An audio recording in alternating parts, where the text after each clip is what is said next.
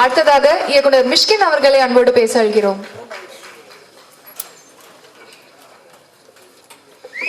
காலை வணக்கம். தாமதமாக வந்ததுக்கு மன்னிக்கணும். நான் ட்ரைலர் பார்க்கல, நான் ஈவினிங் பார்த்துருவேன். ரொம்ப அழகான பேர் கனிஷ்கா. ஒரு அரசனுடைய மகா புருஷனுடைய பேர் வந்து அவர் தந்தை வச்சிருக்காரு. விக்ரமன் சாருடைய டைட்டில்ஸில் எனக்கு ரொம்ப பிடிச்சது புது வசந்தமும் வானத்தை போல அப்படின்றது. இந்த மாதிரி டைட்டில் எங்களாலும் யோசிக்க முடியுமான்னு தெரில. ஆக்சுவலாக பியூட்டிஃபுல் டைட்டில். நான் பழகிய சினிமாக்காரர்களே எப்பொழுதுமே எளிமையாகவும் அழகாகவும் பழகிறவர் வந்து நம்ம ரவிக்குமார் சார். எனக்கு 25 வருஷமாக அப்படியே பார்ப்பேன்.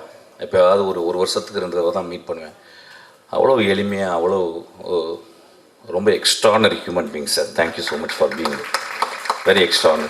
நான் அவர் கூட இந்த படத்தில் ஒர்க் பண்ண போகிறேன். ட்ரெயினில் ஒரு முக்கியமான ஒரு கேரக்டர் எழுதியிருக்கேன். கெட்ட கேரக்டர் தான் எழுதியிருக்கேன் அவருக்கு. ஆக்சுவலாக ரொம்ப அழகாக இருக்குது. நிறைய பேர் அப்புறம் தான் எங்களோட குரு கதிர் சாரை பார்த்தேன்.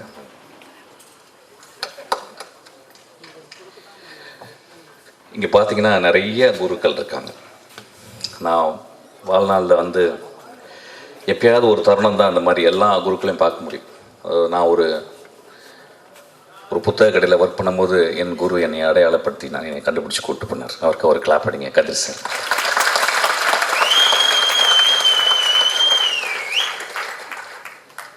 அவர் என்னையை கூப்பிட்டு போகலன்னா இன்றைக்கி நான் அந்த மேடையில் இருந்திருக்க மாட்டேன். ஆக்சுவலாக அவர் வந்து அவர் குரு பாக்யராஜை பற்றி எப்பயுமே சொல்லுவார். அவருக்கு ஒரு பெரிய கிளாப் அடிங்க.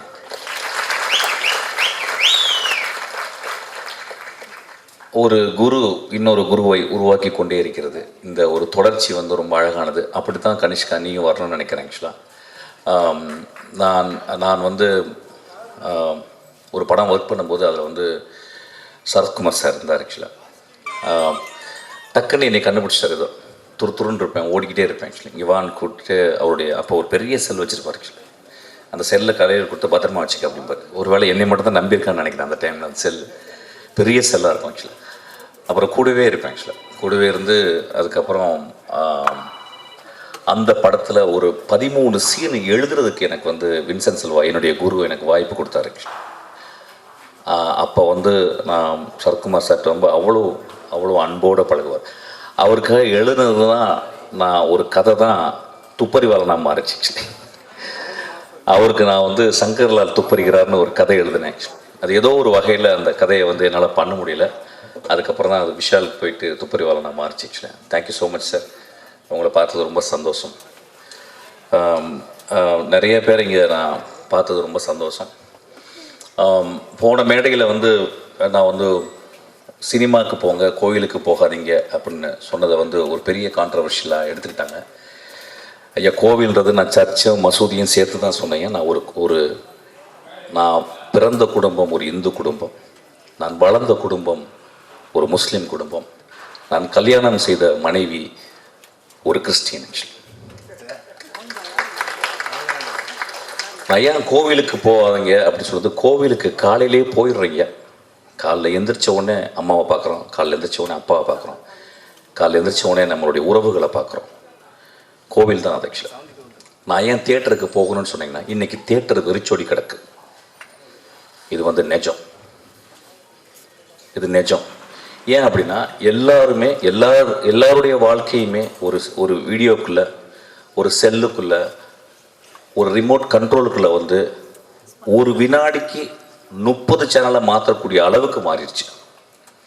அப்போ நம்ம தியேட்டரை வந்து மறந்துடும். இப்போ பாருங்கள், நீங்கள் காலையில் இவ்வளோ பேர் வந்து உட்காந்துருக்காங்க. அங்கே கனிஷ்கா அவனுடைய நண்பர்கள் தனியாக அவனுக்கு வந்து ஹோல்டர் பண்ணி கைத்தட்டிக்கிட்டே இருக்காங்க. ஆக்சுவலாக இது எவ்வளோ பெரிய ஒரு என்கரேஜ்மெண்ட்டு.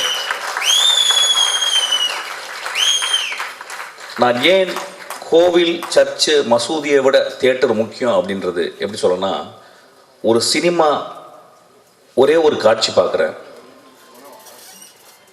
பாக்யராஜ் சார் படத்தில் வந்து அவர் பிரிஞ்சு போகிறாரு. அப்போ தன்னுடைய காதலி அங்கேருந்து பாடுறான். எனக்கு அப்போ வந்து என்ன வயசுன்னு தெரில. அந்த புதிய வார்ப்புகள் படத்தில் எனக்கு வந்து ஒரு 12 வயசு 13 வயசு இருக்கும். காதல்னால் என்னன்னு கூட தெரியாது. ஆனால் ஒரு காதலன் பிரிந்து போவதை பார்த்து அவள் மேலே ஒரு சாங் வருது. இந்த கிரேட் ஜீனியஸ் இளையராஜா அதை பண்ணியிருக்காரு, இதையும் போகுதுன்னு சொல்லிட்டு. அந்த பாட்டை கேட்கலன்னா நான் வந்து இன்னைக்கு இந்த மேடையில் இருந்திருக்க மாட்டேன்னு. கதிர் சார் படத்தில் வந்து ஒரு சீன் வரும், தன் காதலியை எவ்வளோ நேசிக்கிறான்னா சொல்ல முடியாது காதலை. ஒரு பெரிய மனசுக்குள்ள ஒரு பெரிய இருக்கும், சொன்னால் ஒருவேளை நிராகரிச்சிருவாளோ அப்படின்னு சொல்லிட்டு அவ உட்கார்ந்து இருந்த அந்த சேர்ல போயிட்டு அவள் எந்திரிச்சு போன மாதிரி உட்காருவான்.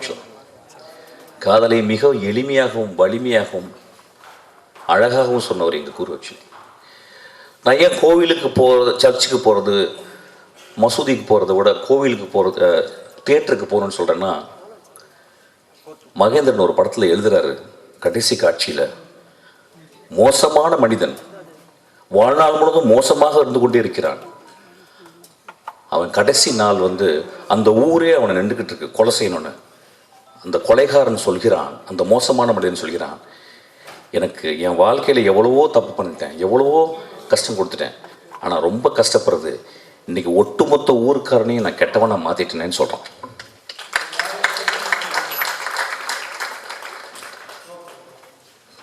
கொலை செய்து விட்டு, தன் காதலனுக்காக கொலை செய்து விட்டு பல வருடங்கள் ஜெயிலில் இருந்து அவ ஒரு படகுல வந்து இறங்குறா. அவள் அந்த படகுலேருந்து இறங்கி, அந்த ஓரத்துலேருந்து இறங்கி அந்த கரையில் கால் வைக்கும்போது அவளுக்காக 20 வருஷம் காத்திருந்த, நோய்வாய்ப்பட்டு படுக்கையோடு இருந்த அந்த மனிதனுக்கு நெஞ்சு துடிக்குது ஐயா. பாரதராஜா எழுதினார் பார்த்தீங்க, அதுதான் என் கோவில்னு சொல்கிறேன், அதுதான் சர்ச்சுன்றேன், அதுதான் மசூதின்றேன். இறைவனை மறுக்க முடியாது. நான் மிகச்சிறந்த இறைவனை மறுப்பாளர்களை நான் வாழ்நாளில் பார்த்திருக்கிறேன். எஸ்விஆர் போன்ற அவர்களை நான் நான் நான் கும்பிட்டு கொண்டு இருக்கிறேன். நான் சொன்னது,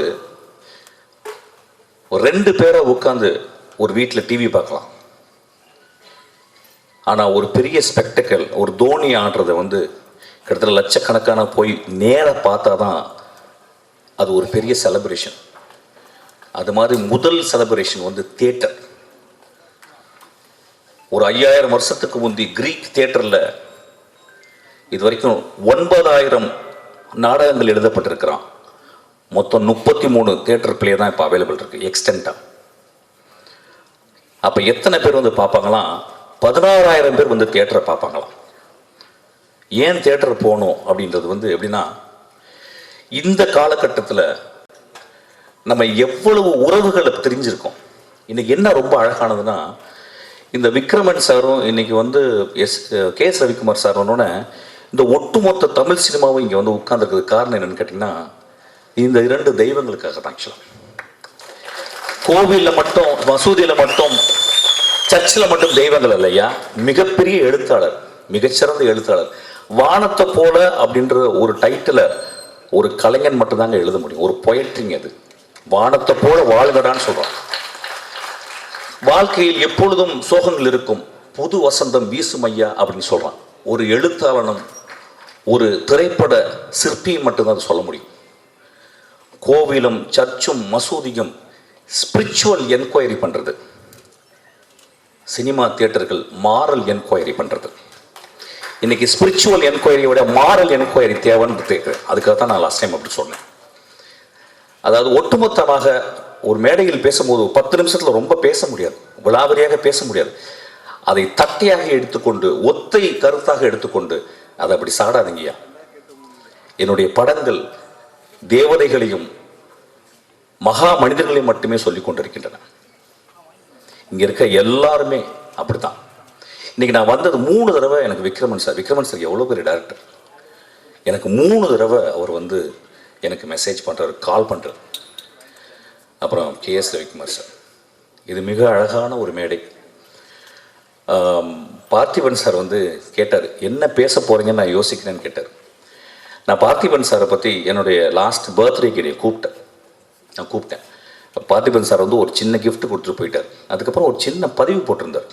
அந்த பதிவில் நான் இன்னமும் அவரை தவறாக பேசியதாகவும், அது என் கூட இருந்த ஒரு மனிதர் அவர்கிட்ட போய் சொல்லி உங்களை பற்றி தவறாக பேசிட்டாரு அப்படின்னால ரொம்ப வருத்தம் அடைந்தாலும் சொல்லியிருந்தார்.